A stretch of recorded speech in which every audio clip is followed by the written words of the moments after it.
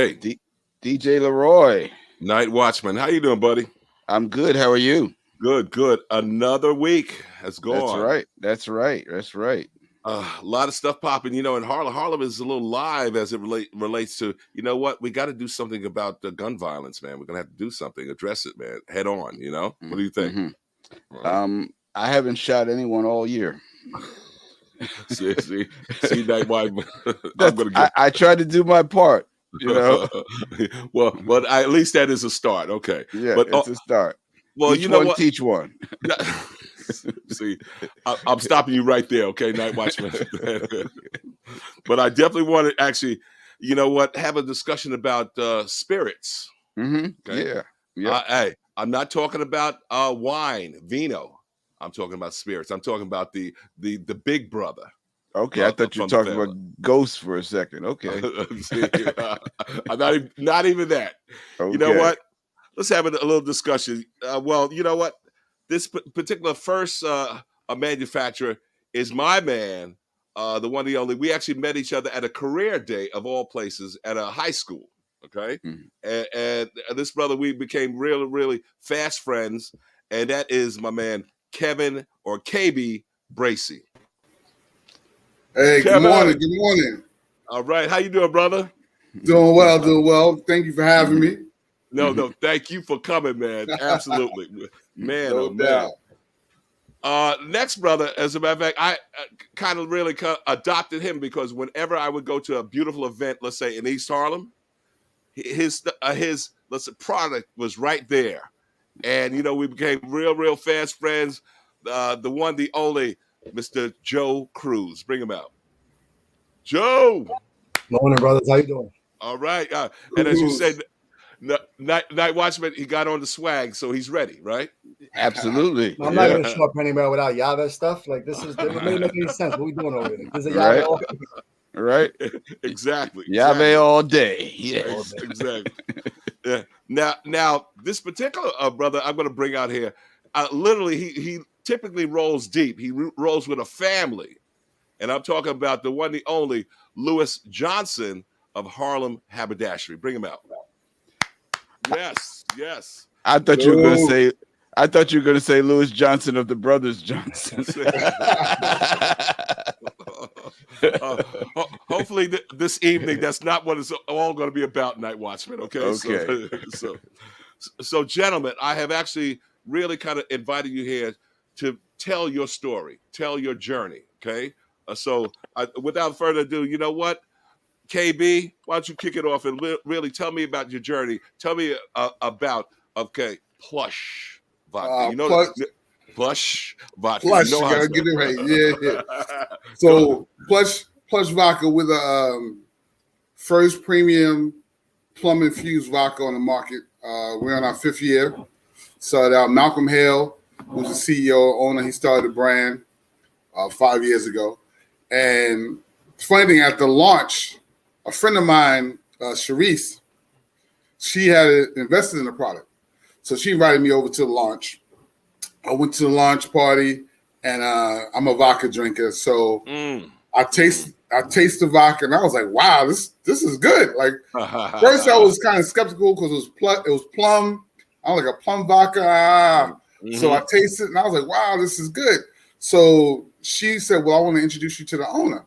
I said, okay. So as we're walking, this big gentleman, gray afro, older guy standing there.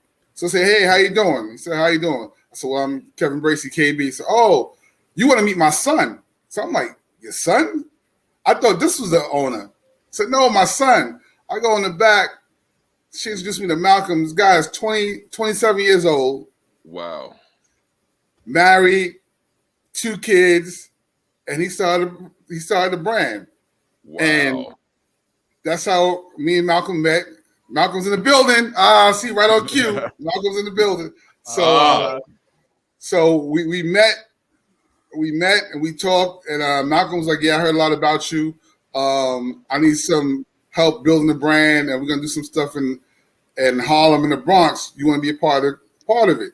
So I said, yeah, let's talk about it. So we chopped it up, and I said, I know a lot of people. my reach is long. And he said, yeah, I heard you know people. And he laughed it off. He said, Sharice told me you know everybody. I said, I know a few people. So Malcolm's all right, let's see what we can do. 2 months later, he hit me up. He said, yo, Kay, you got my product everywhere. Like, you know, celebrities, NFL players, football players. They got the bottle. You got pictures. Yo, I need you to be on my team. You need to be part of my team. We need to rock this out together. So me and him talked about it, and he made me an offer to be part of the team, and we've been rocking ever since. Beautiful. Well, Malcolm, that's quite a story, my brother. Quite a story. You have anything to add on that? I mean, yeah, I was 25 years old, but oh, he's 25 yeah, when I met Kevin. Yeah, but yeah, we launched the product, and yeah, I met Kevin, and we instantly clicked, and we started vibing together, and it worked out, man. We've been growing the brand ever since, you know. So I appreciate Kevin for believing in my dream and growing up. Very nice. Hey, next one. You know what? I never really kind of like knew or whatnot, Joe, that your particular instance is pretty long in terms of you've been doing this spirit thing for quite a while. Please tell me about your journey, man. I mean, the best way to describe it is two ways people know me. It's either the salesman turned founder who's still a salesman, because as the guys here can attest, even though you create a brand doesn't mean you stop selling. Like, that's the realest part you can do. You don't leave the streets. You don't sit in an office space. We don't have that luxury. Or on the other side, I'm the crazy Puerto Rican that started tequila within my family. Because I should have done rum. I should have gone the other way. Whatever. I'm not going to say much. But my overall history in the game is I've done all three tiers. And by tiers, I'm talking about from the retail to distribution to supply. So I worked in a liquor store, owned a liquor store. I worked in distributor as a merchandiser, the guys that hook up the stores to make them fancy. And then I went as a salesman for 10 years. Wow. On the 10-year anniversary, I left this huge distributor to go to a tiny supplier. Wow. Which, of course, is the third tier. Traveled the country, got to learn a lot. And August 26, 2015, 7:30 in the morning, I woke up. Orlando, Florida, a friend's house, and I retired. I'm out. My heart told me to do it. I didn't have a plan. I didn't know what I was going to do. But for years, people told me it was time to do my own brand. And I said, you know, my heart will tell me when it's time. And my heart told me.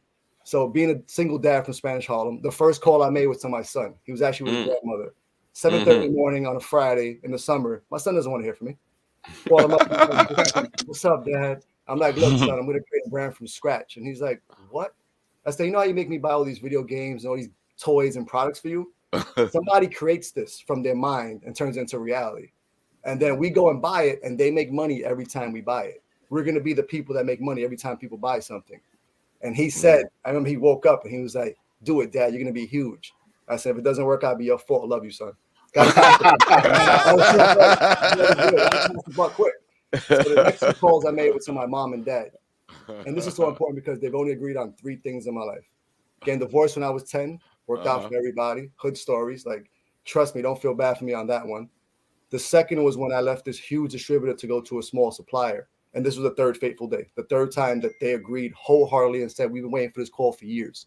I said, all right. So we drove up from Florida to New York, and the whole time I was doing word clouds on what was going to blow up, what made sense. And I knew tequila was about to be on the uptick. I knew it was going to swing. The way it's gone crazy, I knew this was going to happen. At the same time, I knew flavors are going to be big. So I just did flavors. So starting off, we did the Blanco, of course, the Pure El Puro, as you would say. I wanted to create something extremely smooth and easy to drink because the part people don't know is when I retired, I went back to work in one of the biggest liquor stores in the city, my old distributor job, and a friend's bar to reboot my mind. I traveled the country. I learned a lot. I got to a high level, but I wasn't as in touch with the streets as I used to be. So I went back, I bore my soul, so to speak. I started from scratch. I humbled myself. And I learned the top two reasons people don't drink tequila was that burn. And people would touch their throats. They would go, the burn, I don't like it. Or that bad night in college with lesser tequilas. So you know what? I'm going to conquer those things. So we created something so smooth. We won back-to-back medals, gold medals at the World Central competition. The Wine and Spirits San Francisco competition. One other ones also, but that's the biggest one. So I conquered that issue. Designed this bottle with one of my best friends on my sofa. Made for bartenders to do everything they do. All the fancy stuff, of course. Nice. Many Latinos watching this are going to be mad at me because I spelled YaVe key wrong, but I didn't spell it wrong. I did not. I know what I'm doing. So if you spell it with 2 L's, people don't know how They to say won't it. pronounce it. Yeah, right. Exactly. You're lost in that. So YaVe, of course, means key in Spanish, spelled phonetically. Capital Y, capital V, because YaVe means now you see in Spanish. Seeing is believing. Start this whole thing with $20,000 in a dream, and now it's become something. And the third reason was in Spanish culture, we say ya tu sabe, like now you know. Our Spanish tagline is ya tu llave. So it was a triple entendre, if you would. Like it's crazy behind it. And of course, made the world's first mango for mi abuela. My grandmother died before I made this. I wanted to honor her. That was Wella. So I didn't do this. I'm a genius. The world's first mango didn't come from the mind, came from the heart.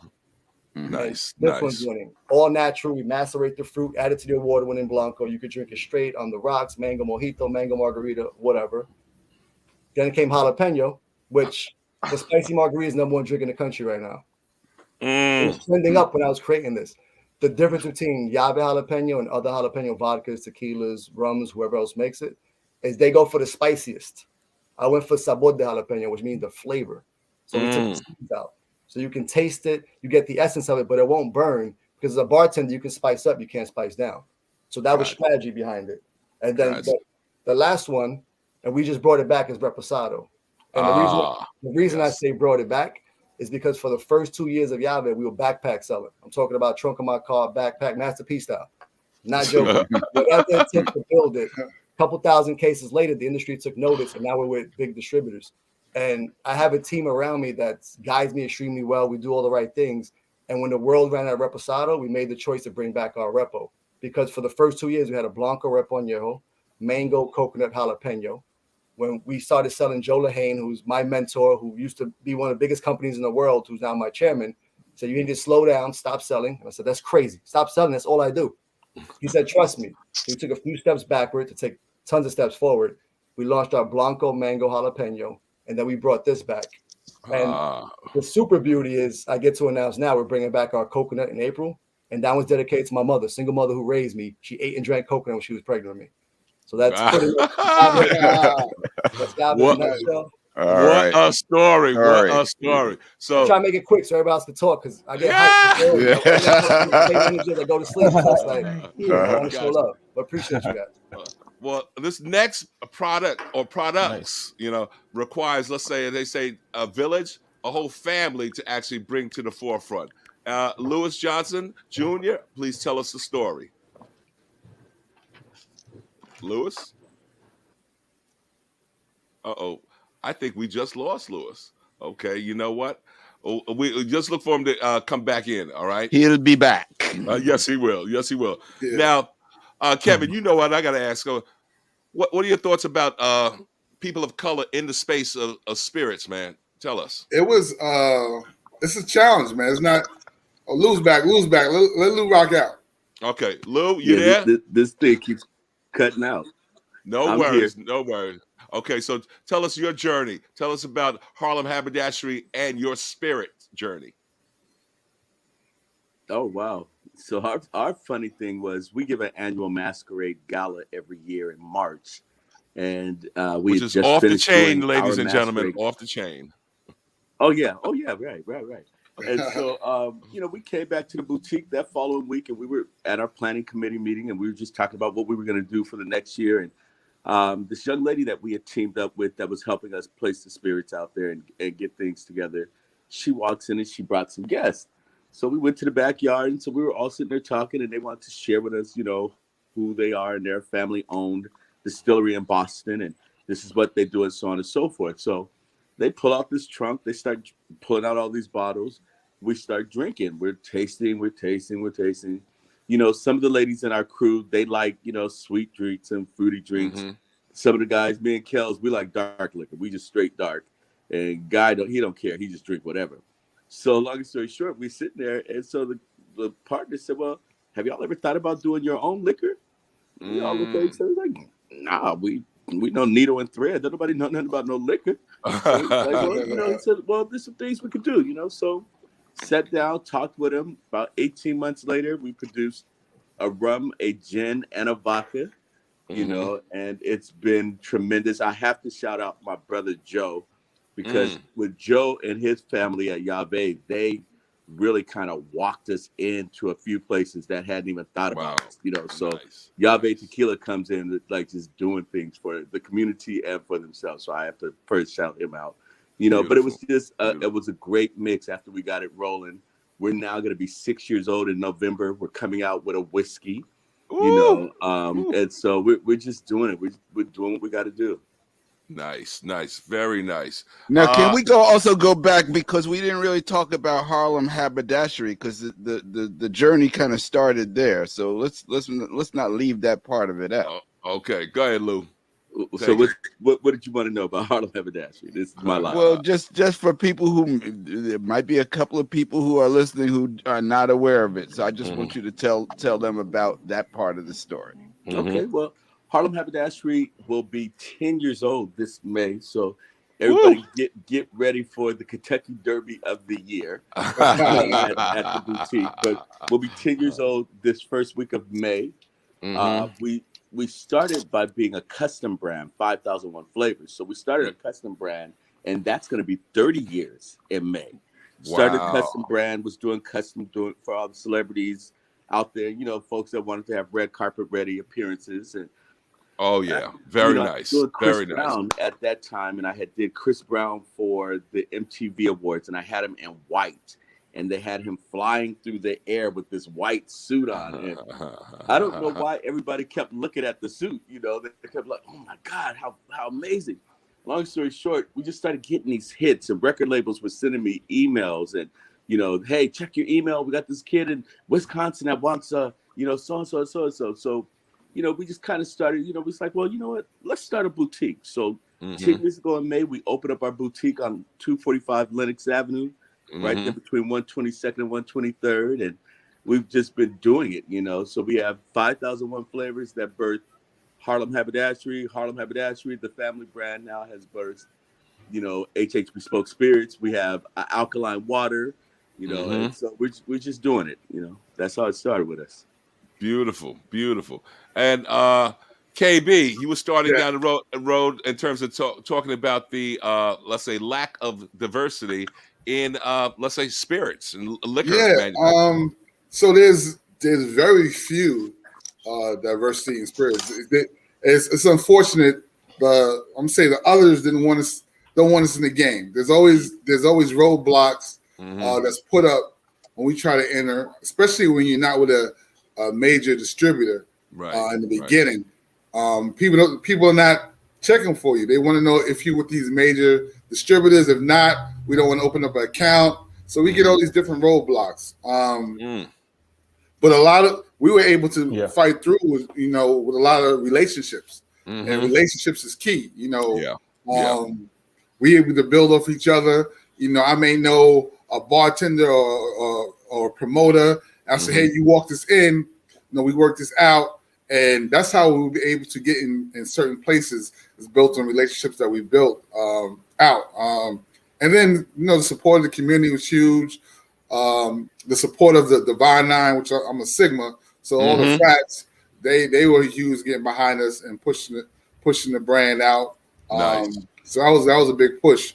But as far as that, breaking that door down, it's a grind. It's a nonstop grind. It's going to be a continued grind until which we collectively talked about, is creating a space where we all can come in and we create the brand ourselves.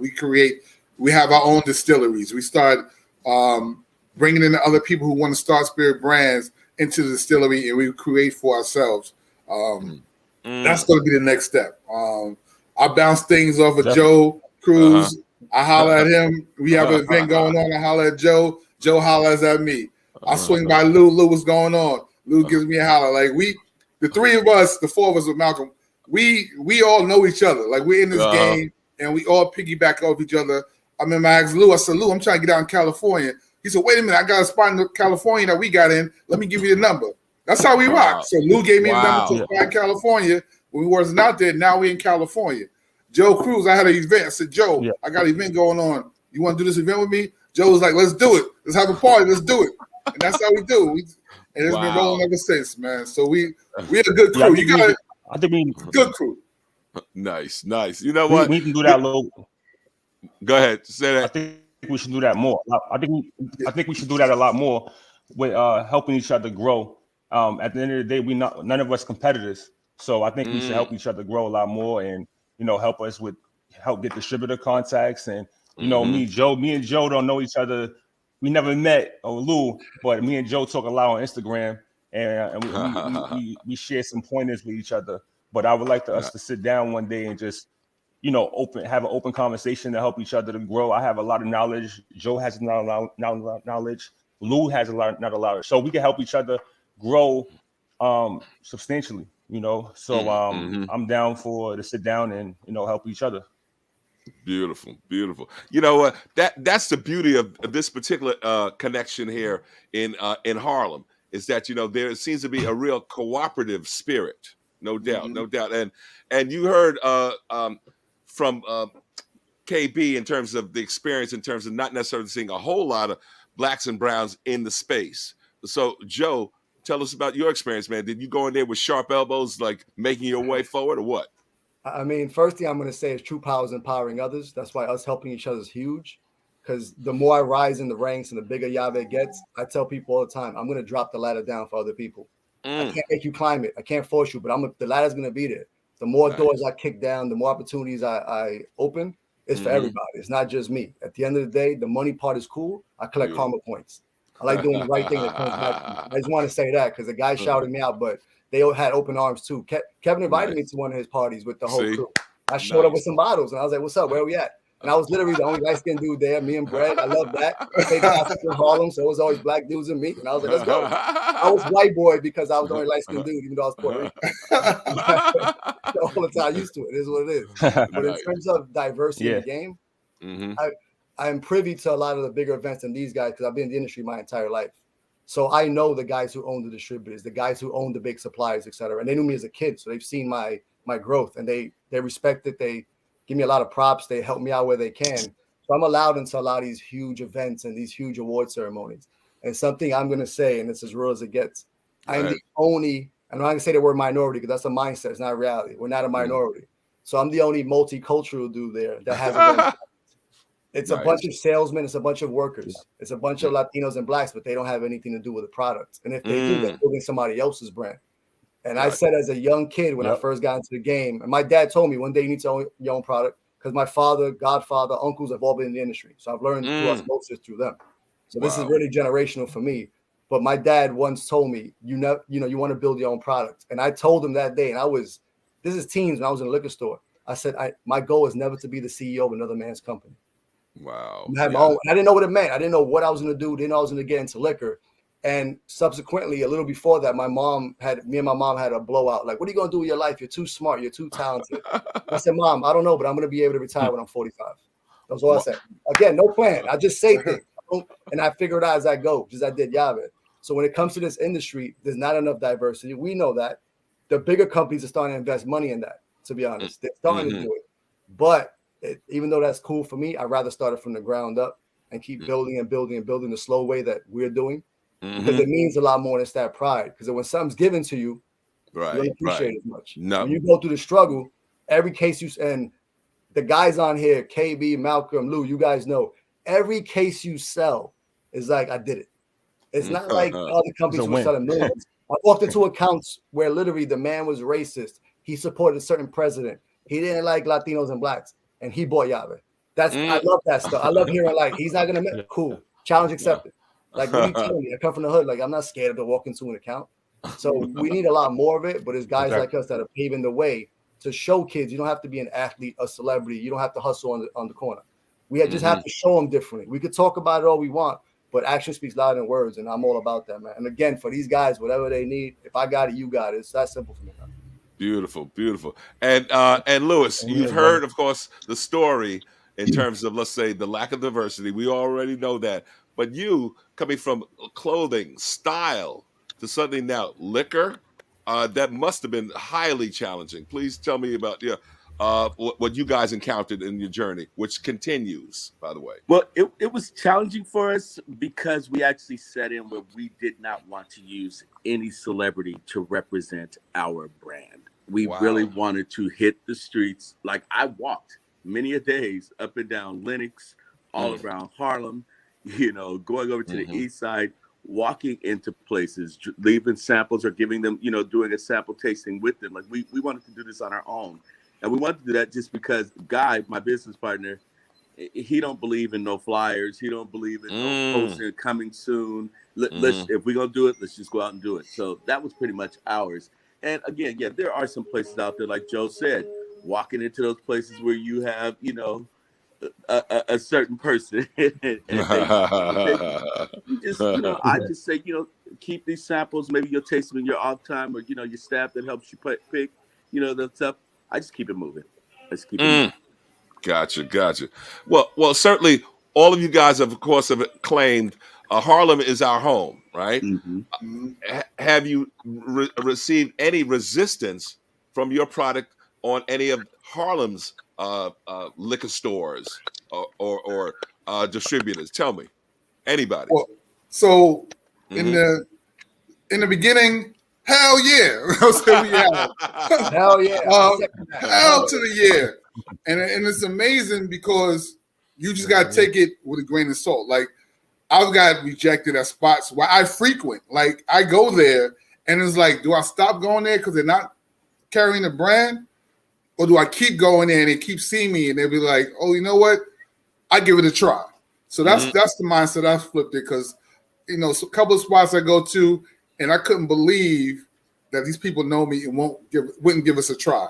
Wow. And eventually they did, and then we started to move. There was a couple of liquor stores. Matter of fact, Lou got me into one of my first liquor stores in Harlem with Mr. B, because I went to Harlem Haberdashery and I was kicking it with Lou, and I gave Lou a bottle and we were talking. He's like, you know what? I'm gonna go see Mr. B on 119th. I was like, who is Mr. B owns 119th? Tell him I sent you. And that's how I got into 119th and started, branching from there. We started branching from Harlem. So Lou, I never forgot that, Lou. Good looking out. And that's how, but there's certain places in Harlem that wouldn't let us in. And there was one quick story. There's one place that's closed now, but I tried to get in, and they said, we already took a new brand, which was Lou's brand. And we already took a new brand, and we don't have enough space for another brand. Right. So I was like, because real estate and bottle space, that's real estate. On the bottle on the shelf, it's real estate, and they only can have so many bottles across the shelf. So if we can't fit, we just can't fit. So, but I respected that, and I was happy because it was Lou that she was talking about. I was like, okay, you got a little. All right, cool. We move it on. So that's what it was. Nice. And I can only imagine, let's say, Malcolm, you a young buck right in this particular space. I could imagine you were probably met with some suspicion. Does he really know what he's talking about here in terms of liquor? Tell me about it early on. All of the time. They always think I'm a kid. 25 years old. Now I'm 31. But my is just their mind at every time. I don't let any distributor, any sales rep, any one of my team do anything that I won't do. So me, I go out and do tastings. I go out and close accounts. I go out and pitch distributors, whatever is needed. And I always, we always, prevail above what we have projected. So I prove by my work, and I just gain their trust and gain their respect after that. So for me, definitely we had a lot of issues, the same issues that everyone here had. But for me, I don't take no for an answer. I back it up with my own money and my own hard work. I'm from Brooklyn. I know you guys from Harlem. So for me, I don't take no for an answer. We have no choice in Brooklyn or Harlem to take a no for an answer. So for me, you got to back it up with your money, your time, your hard work, your dedication, and that's what I do every day. Beautiful. It's nothing that's going to stop from doing that. Malcolm, let's go back to when you were 25, because you didn't really tell us the beginning of your story and how you got into this. Okay, so I started the brand at 25. I didn't have any experience in the industry. But I always been an entrepreneur since I was 15 years old. I owned my first business at 15. My father owned businesses, so I was in the industry. I was in the entrepreneur space since I was 6 years old. So for me, I always knew that I won't work for someone. I'm going to work for myself. I'm going to provide opportunities for someone else. And for me, I pride myself on providing opportunities for people on my team to feel like they work for themselves, or they're part of something, not working for me. So for me, I wanted to create a business that was more family oriented.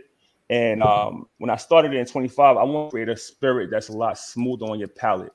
Vodka is known to be very harsh, and I did some research, and my friend basically told me, like I'm sure a couple guys told you guys, we couldn't do it. Who you think you are? You think you Diddy or anybody? No, you don't have the back end to do that. So for me, I did some research. I said, you have to stand out from the bottle shape, from the flavor, from the name. So I wanted to come up with a plum vodka, which wasn't offered in the stores at the time. And we created a premium plum infused vodka that is 8 times distilled. It's gluten free. It's all natural flavors. There's no artificial flavor into it. Nice. It's a very smooth product. So we started off myself, investors. It was challenging. Most investors wanted 80% of the company because it was a startup, or 50% of the company. So I decided to fund the business myself. I invested $20,000 to start, and then I eventually ended up investing $70,000 total. Because investors I just wasn't willing to give up major stakes in my company. And I just invested in myself. And to be honest with you, how I invested it, I had money from my prior business that I saved up with 2 kids and a fiance at the time. I took a major risk, and I actually started working Uber to fund the business at one point, because I didn't want to give up major ownership. And I made $100,000 a year doing Uber, which most people were like, how? And I was able to invest the money to grow the business, to meet the right partners, to grow the business to where it's at today. And, now we're growing internationally, 17 markets, over 2,000 retailers. Me and KB working on deals in Singapore, Philippines, Bahamas, Jamaica, Bermuda. The brand is growing, and we still humble, and we're going to always be humble and continue to work hard every day. And that's my story, is dedication and hard work will get you to wherever you need to go. And that's what we pride ourselves on. Man, that is sure enough, NightWatchman. That is Horatio Alger right there. That's the grind. This whole crew, this is the hustle crew here, man. I'm like, I only get 5 hours of sleep a night, and I feel like I'm not working hard enough. It's like I'm re-inspired by this group here. So let me ask you guys a question. So, how do you what is your process for getting your distribution beyond this area? I mean, obviously it's when you live in the area, you can hit the streets and you use your contacts. How do you guys get into Florida and California and Arizona and other countries? What is the method that you push your brand?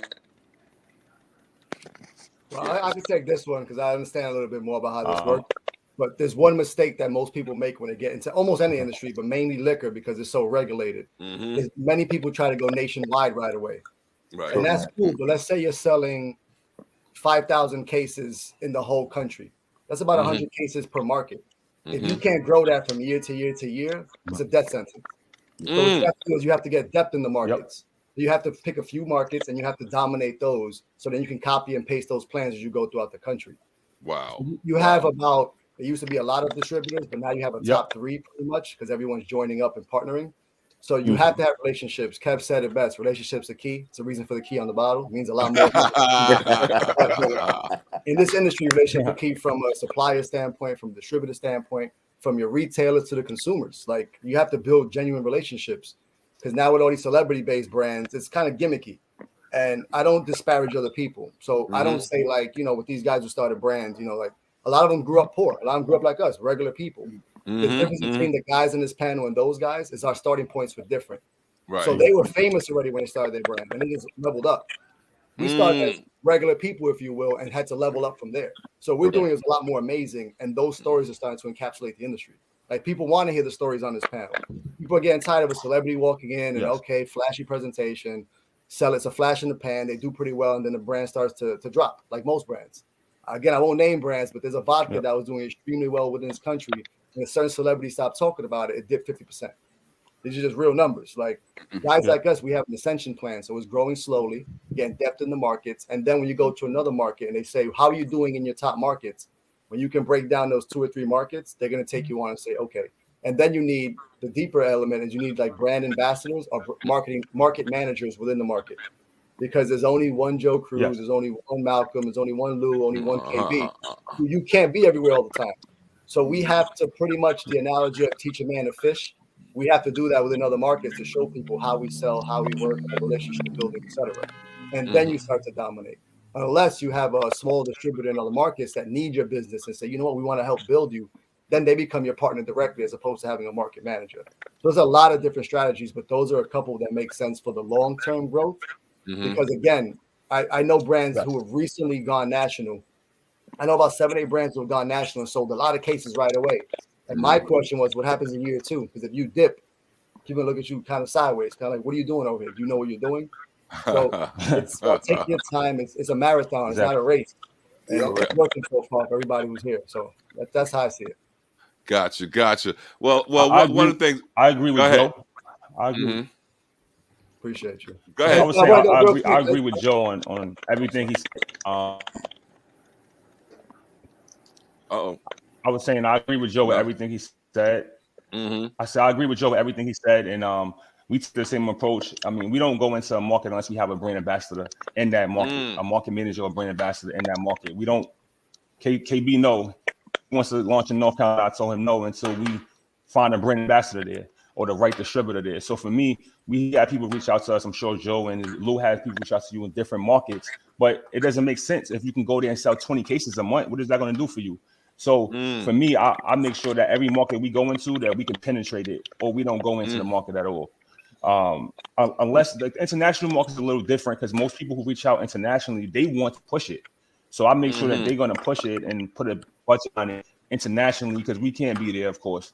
But in the U.S., we do not go into launch into a market unless we have a qualified or 2 to the market. And that's what I advise anyone to do. Don't just launch into a market because someone's reaching out. That's not going to hurt. It's going to hurt your brand more than it helps your brand.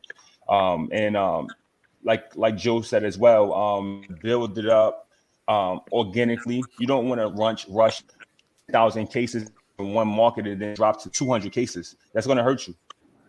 So I agree. Beautiful. So Joe, as this one brother, let's say from a Puerto Rican parents and background, have you penetrated the Puerto Rican market there? Well, I want to go back to a question you asked earlier about did Harlem accept you? My tagline is unlock possibility. Of course, with the key, unlock possibility. Anything is possible. Kid from Harlem started a brand. Anything can be done. But the first tagline we had was dreamt up in Harlem, made down in Mexico. And Harlem did not support me. Harlem did not show me love. It was the opposite. It was like, well, people ask for this tequila and that tequila. I'm like, have you ever met this celebrity and that celebrity? Has the owner ever walked in? Have they ever supported you? Do they grow up here? So I always learned to know the no's. People give me a reason why I know how to have a rebuttal. But there was very little love in the beginning. And there were a few people showed me a lot, but most people just wouldn't. They didn't reciprocate. Like they didn't see the vision. They didn't see the plan. And that's okay, because when I hear no's, I get this adrenaline inside me I can't explain to you.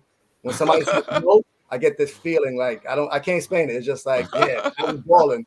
Because if they say yes right away, they might have said yes to anybody. When they say no to you, it's like, all right, let's overcome this. But I regress. You asked about the Latino side. It's funny, in the beginning, as we all know, Black, Spanish, anything when it comes to the multicultural set, the first thing is almost like envy and hate. How'd you do that? Where you got the money from? Do you really own it? And all these things. And now I'm at the point I'm like, Google me. I'm not even trying to be a fool. Just like in 2022, you can't lie. You can look it up. That's true. Yeah, right. What's happening? And there was one time I was in an account. There's a few times this happened, but there was one time specifically I was in the Bronx doing a tasting. And I said the story from Spanish Harlem. I do what I do. And this guy is like, "You lying?" And I'm like, "Lying about what?" He said, "You're not from Harlem. I never seen you." I said, "Never seen you. What does that mean?" And right away he said, "Yeah, you from Harlem." And I'm like, "Why did we have to? Why did that have to happen real quick?" He's like, "Yeah, you're right." But I will say, you asked the question again. There's a reason things happen. Ironically, within the past couple of months, a lot of people have been coming together, and a lot of people have been putting me within their circles and their roundtables, etc. And it's because you have a lot of athletes, entertainers, and different kinds of celebrities and influencers. But there are very few people who are in the beverage business. Not even beverage alcohol, just beverage. So now people look at me a little bit differently. Like, they know the story. Again, you can look it up. People are learning who I am from other friends, etc. And I was in a meeting yesterday where it was told to me, everybody knows Joe Cruz, but nobody really knows him. And I'm like, yeah, because I play with everybody. I have my close circle of friends and family. But I mean, I love everybody. I love you back. And they say your energy is always the same. And then when we realize what you've done and you've accomplished, we wanted to sit with you and learn more. And I'm like, I'm always down for that. As my mother told me as a kid, and I'm not going to say the curse word because, you know, she said you're either all in or you stayed out. And I was like, all right. So I don't really half-ass things. If I commit to you guys, I told you I was going to be here. I got here early. No matter where I was traveling, I showed up to my house to be here for you guys. Because if I say I'm going to do something as a Latino, as a kid from the hood, I have to work 10 times as hard to get halfway as people who already had an advantage. And everybody here feels the same way. So we don't have the biggest budgets or the biggest team, but nobody's going to outwork me. That's not a thing. You can put that in stone. You're not going to outwork me. So that's something that I live by. And the thing I'll say, and this comes from my heart, you can't control the weather, you can't control COVID, etc. But you can control how hard you work, how you treat people, and what you do with your time. And those are things I commit myself to. Beautiful. And talk about I gotta say, Joe is as smooth as YaVe Tequila. You know, Put me in a good day. I love the part where he said, and that's the key, and he had the key right there. Like, yeah, listen. My son, shout out to my son who made my life easy and allowed me to build this thing because he was great in school, got a scholarship, and he killed it. So shout out to JC3. That's my little man. All right, JC3. JC3. Yeah. All right. Yeah. So you know what? I want to find out from KB, knowing his background in terms of being a Greek, being a good old Q. I want to. Hey! Did I get it wrong? Don't get twisted. Man. Hey, hold up. Lou's an alpha. Lou's Greek too. He's an alpha. And I couldn't believe he just said that. I know. Man. Okay. So please tell me that at every Sigma event, I will see some Plush Vodka. Oh, no doubt. It's not even only the Sigmas. It's across the whole Pan Atlantic Council. One of our partners that we brought on, Gene Tootle down in Atlanta, he's an Omega Psi Phi, and we do their golf outing. We're the biggest golf outing in Atlanta. Gene hosts it, and Plush Vodka is there. Gene's our guy in Georgia. He actually runs the Georgia and Florida market. He's a Q. We have a Zeta in Alabama. We have another Sigma out in California. They're part of the conglomerate of Plush Vodka, and then we have other people that's down with our crew, our main people. But the Greek life is really supported from AKAs, Deltas. Everyone's always supported. They request to have us. And the key thing is they will purchase a product. You get a lot of people like, yo, can I get a case? Can I get a bottle? That's hurting our pockets. That's not helping us. Right. They will purchase the product. They say, you know what? We go to the store and buy this brand, but we know you, like Joe Cruz. No, we know the person, so we're gonna support you, and we're gonna go out and purchase the product to be at the event. Or if you got the product, we'll buy 5 cases from you, or what have you. So that's the most important piece of it. Beautiful. Lou, can you say the same? As far as my liquor being at every place, of course. And also with as being an alpha too. Okay, tell us. You know what? It doesn't even just go down to Divine. It goes down to everybody. I mean, again, I'm doing mine with a family. So there is 5 of us on a bottle, well, 6 of us on a bottle. But you have 11 of us that's in the family business under the umbrella. So everybody is out there pushing it and pulling it and taking it to places. So that was another thing why we didn't really need a brand ambassador. And I was listening to Plush and what they were saying. I was kind of taking some stuff that I'm going to take back to our meeting. But for the most part, we've been just doing it for 5 years now. It's been a great thing because it's just been the whole family just hitting it. We do team meetings every 3 months, and we actually look at who had a red stripe and who had a yellow stripe last one, and look and see what they're doing this time. And if it ain't doing it, then let's talk about this. So, but yeah, for the most part, we'll be in everything. Nice.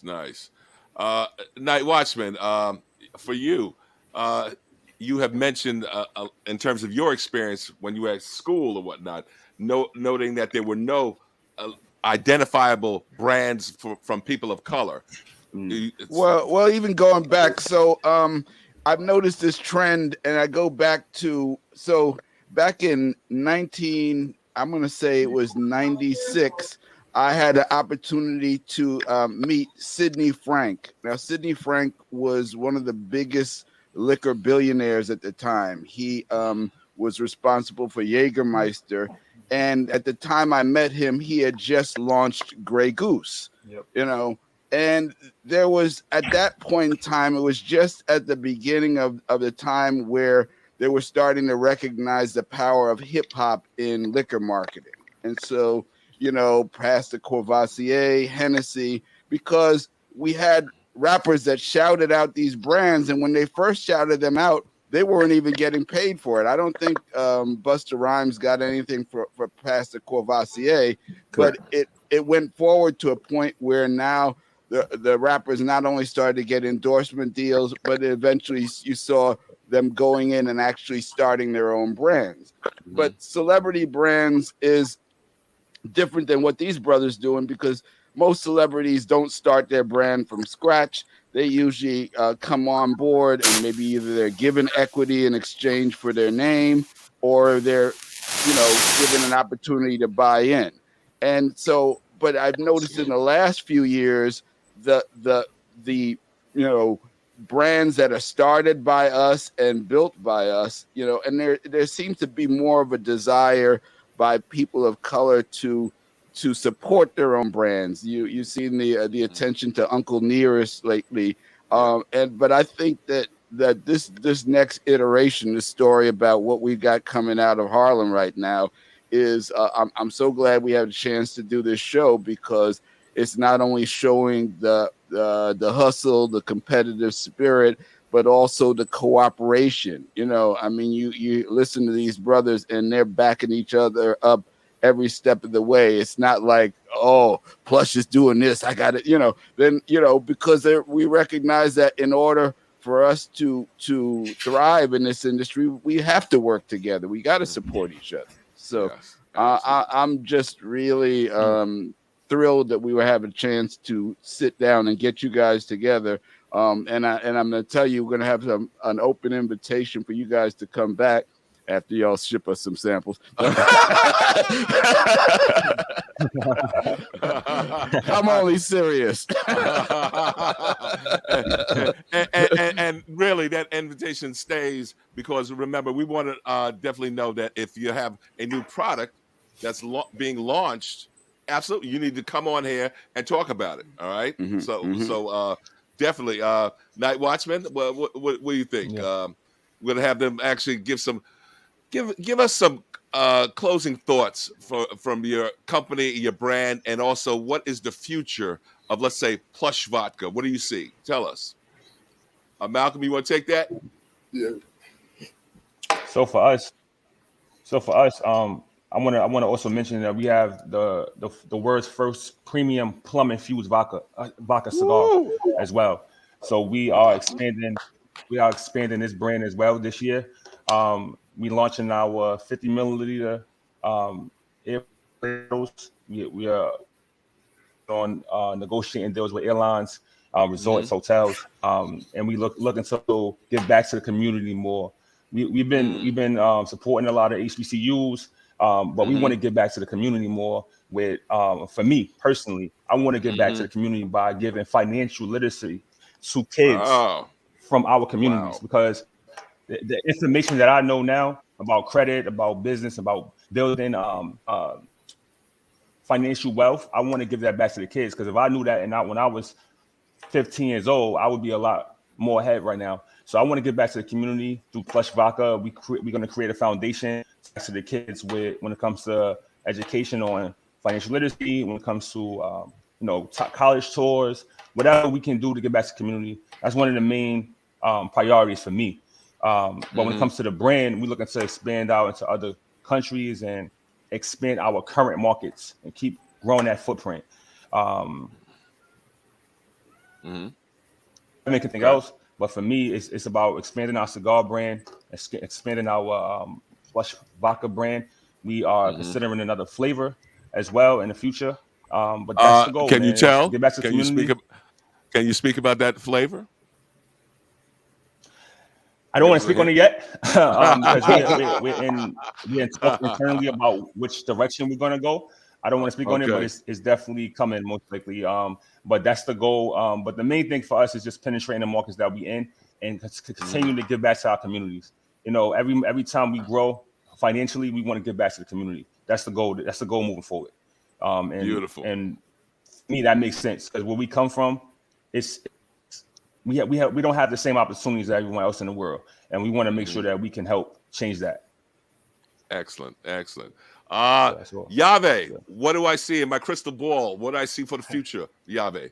Well, it's first of all, I want to say I want to invite everybody to dinner at Fonda Boricua, one of my Puerto Rican brothers, James restaurant, so we could talk all this stuff out. Because we could talk about getting together, but I like to put the plan into action. So I'll post it. Dinner's on me, lunch on me, whatever, and you guys will get the account. More importantly, so it's an easy one that we can just come in and kind of vibe out. But for me, it's always been simple, man. The reason I love La Fonda so much is because something people don't know is during COVID, we were feeding 5,000 people a day from that restaurant. And it started with James and I kind of just saying, hey, this COVID, people don't have food. They don't have the basic needs. Let's try to help them. And then World Central Kitchen kind of stepped in and helped us and funded the product. And we were feeding 5,000 people a day. So I've become obsessed with that. I saw the power that I had, the reach that I had to bring other people in to help others. So I want to do a lot more of that. And even now we're working on, I just met with a nonprofit who has a food truck that goes around and feeds the homeless, but they don't have anyone to drive it. So I volunteered to kind of, take the bull by the horns and say, I'll drive it on weekends. I'll do at least the first weekend to get it rolling, and then I'll help fund it going forward. So for me, it's the most basic things. It's whatever I have, people have. Again, I don't need much to survive. If I told you what my monthly expenses were, you would think I was lying. I'm a minimalist times 1,000. I like to store my money, put it in other places, let it grow. At the same time, again, man, there's always reason not to do something, and most people find it. I'm not most people, so I want to unblock those obstacles for the people out there who, it's always reason not to do something. You don't have the money. My girl left me. It's cold outside. Nobody cares. The world doesn't care about those excuses. So I want to be one of the reasons that people can take those excuses away and just keep empowering other people. Like I said earlier, true power is empowering others. The real measure of a man's power is how much he can grow someone else's life and opportunities, etc. And I take that challenge very personally. And for me, it's all about everybody. I don't care if you're a young kid from Idaho. I don't care if you're a kid from Compton, a kid from Harlem. I don't care where you come from. If you see something in me that can help you, just reach out. And I might not hit you back right away.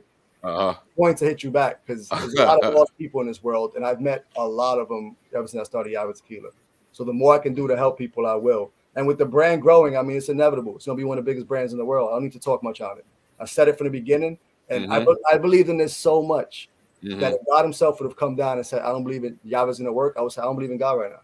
I believe like I had to believe that much, where no matter what you said, I've never had one moment of trepidation since starting YaVe. I never sat back once and said this might not work. From the second I told my son what I told him, it was full steam ahead, and I didn't care who you were. If you were in the way, you were gonna get knocked out. I'm just keep going. Like it's just who I am by nature, and that goes to you guys too. If you guys need help with whatever, my cell phone hasn't changed, my IG hasn't changed. Reach out, and I'm gonna do my best to help you guys. Beautiful. Well, Lewis, you have to tell us about Bespoke Spirits. What's the future? Well, like I said, we're still growing. We're still with our same distillery in Boston, working on another one. I mean, we're in 17 places, 17 states now, trying to get to everything, because when I can't be in my own place, Seattle, there's a problem. So we're working with that. But right now, just fine-tuning this whiskey, which is really going to be dope. It's a smoother, kind of smoky taste, but it's going to be sexy enough for both male and female. So we're just excited about that. Nice. Well, you know what, Night Watchman, I'm going to get it right this time. So my Sigma brother, Yes. take us home. All right. So next year with Plush Vodka, we definitely about the community, and HBCUs is huge. I went to Winston-Salem State. I'm now in my last semester of my master's program at Mississippi Valley State. So I got Congrats, my brother. Appreciate it. So now I got 2 HBCUs here. I got Earl of Pearl Monroe's jersey behind me. I noticed. Represent Earl. So we big on this year. We pushing the scholarships, giving back to HBCUs and giving back to the communities. And we all have our passion. Malcolm has the passion of financial literacy to the kids, and we, me with the HBCUs, and we coming together, and we're going to attack both of those, and that's going to be the big push with Plush. Our cigars is huge. Coming into this year, that's going to be a huge market for us. We sampled it out last year, and it went crazy. Now we're going full blast with that this year, and we got the nip bottles coming out. That's going to be huge for us. We already in Philadelphia Airport, and 7 restaurants in Philadelphia Airport already. The brand is, so when we get the smaller bottles of 50 milliliters, that's going to be huge for us moving forward. So we're looking forward to that. Beautiful. Well, definitely, gentlemen, you're going to have to actually, in terms of the cigars from Plush, Harlem Cigar Room, right there, right under the corner. Oh, yeah. Please. Yep. All right. Yeah. We're going to be there this year for sure. Excellent. So, Night Watchman, take us home, buddy. All right. Well, first of all, we got to say thank you so much, all of you guys, for coming on. And now we know for sure that if you on your liquor shelf, at the top of the shelf, you've got to have Plush Vodka. You've got to have Tequila YaVe. You've got to have HH Spirits. You can have the gin. You can have the vodka. You can have the rum. Yes. But those bottles need to be up there. If you're going to have a true Harlem liquor shelf, you need to have those bottles up there. Right. Exactly. So you've been listening to Soul Lounge Primetime or watching Soul Lounge Primetime. We're on WHCR 90.3 FM, the voice of Harlem, every Monday night at 7. You can find us on YouTube and Facebook streaming these great shows like this at 8 o'clock on Monday nights. Thank you for joining us, and stay well and stay in the spirits. All right. Gentlemen, thank you so much, guys. Excellent. All right. Appreciate you guys. All right. Thank you. Appreciate it. Thanks.